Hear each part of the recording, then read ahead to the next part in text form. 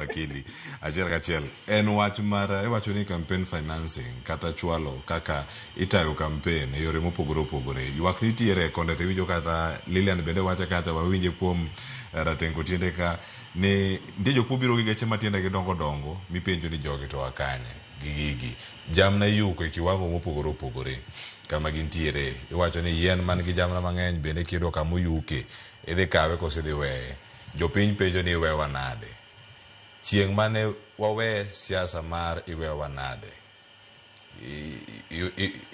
wadhi adhiya kaka ne wabiro koso wadok dala nade e gini mar tiekri koda chuth nikech akia ni mbele dhi chalo nade mbele pek jomoko wacho mbele rach tiekri koda sani mondo ane kama dhiye weche mag omenda e campaign gi kama wantiere dipo ni kae e kamoro ma oganda ok dwa rango matut ni wayudo jotelo machal nade.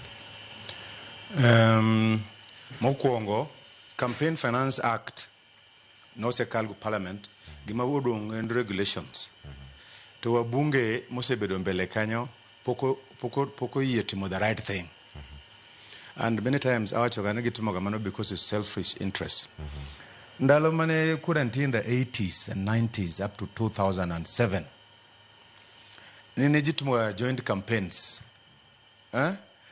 jumuchung tega ka wana Ugunja sani japar nyicha kwayo gini ya otumru joint campaigns negi tamore joint campaigns umiyo jopiny nwango winjo dondu to bro kawacha onyongo agwach donge ngacha nyalo donge kata mana kaka America pod gitiyo kod this gadgets ge to jipi kuloso tumo campaign la decade to ja gadget forum mag WhatsApp whatever group ge ngato se make decision 25% wadhi gocho ngane but one gageno kakwa dhimbele ni mos jopiny bro konwango the right leaders but mono gi civic education which no the quality mar the leadership manachiel ariyo adek wach mar pesa kaka mheshimiwa Makaspolo wacho no Ugunja bentie kenentie kata nyocha be waneno ko gol pesa kacha million karibu million prario nyocha gol last Saturday you watch on one mago mag women empowerment is not true tukabe aja Ugunja the same day peso chako kamang'en nipenjo women no yudo women go konwango moko be nono mami siling el fare are moko be ngol fachela chela to jo Ugunja jedi jo Ugunja to gin 60,000 voters kipoko gi million prare then anyiso gen kaur million kila mtu million karibu parga boro 18,000 ko mi el fare nyusigina parga buchiel modong jan kure lakini wach ma pesa to nyaka bedie campaign because kiringo kumtoka ni moko musa jimboge haya donge joma konyi gi bende moko nyako cham lunch koro pesa nyaka ti to gima duong' mi penjen to jo moko wacho ni jamna kanye ma jago ombulu walemo paro bolo mopogre nikech ing'e maber ma wuod ng'ane ni nyocha en ga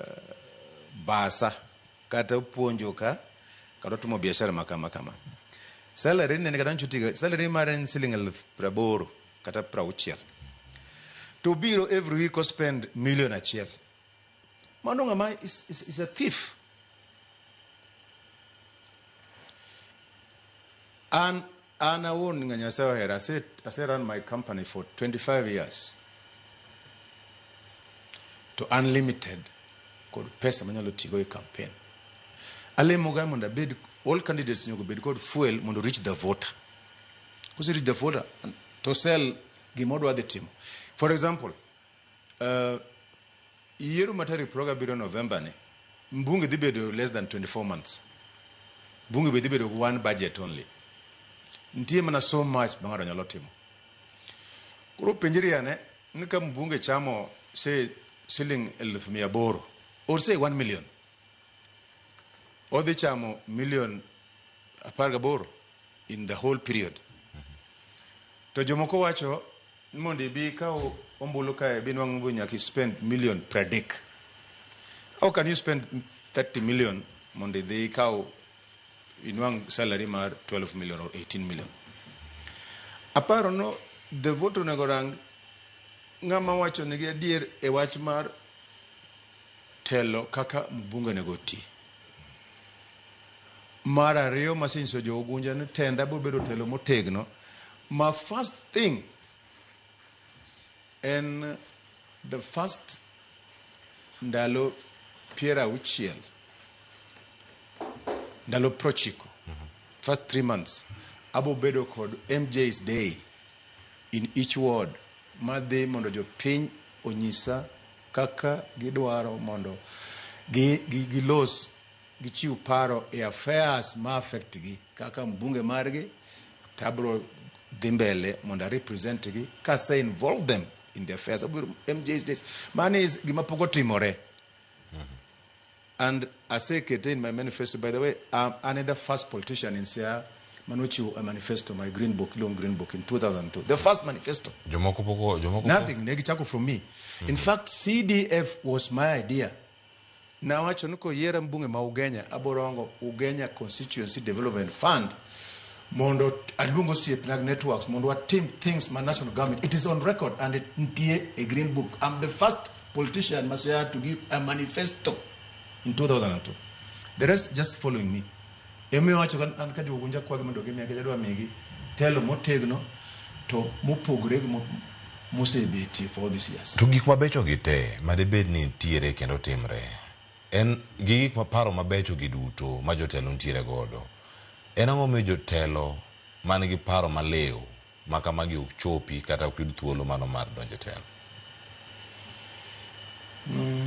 Kochako gi tuo tu kamise wache. Yes. Ka en idho kanyo kodhi mana malo. Yes. To waseneno Ugunja kata kuonde mamoko. Yes. Wanene Kasipul, wanene Kisumu West. Yes. Kama giere kata duond buche mamoko mopogore kata gi duond bura ma dominant e region machalo kamano. Yes.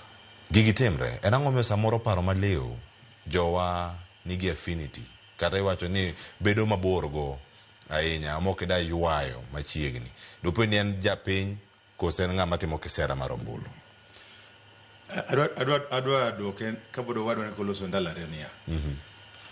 Go experience masebedo go Siaya e Ugenya kata Kenya.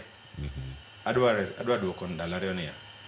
Mokwongo gin weg party. Mano is a tab maduong' kabisa.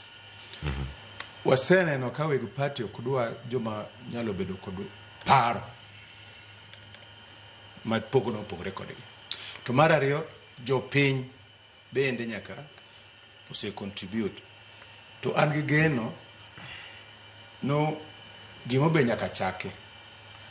An ko miya nafas jo Ugunja aboloso kodgi mondo ging'e no yo mayo to ka pacha no gwinjo maber to Ugunja will not be the same again because adwa timo the right thing.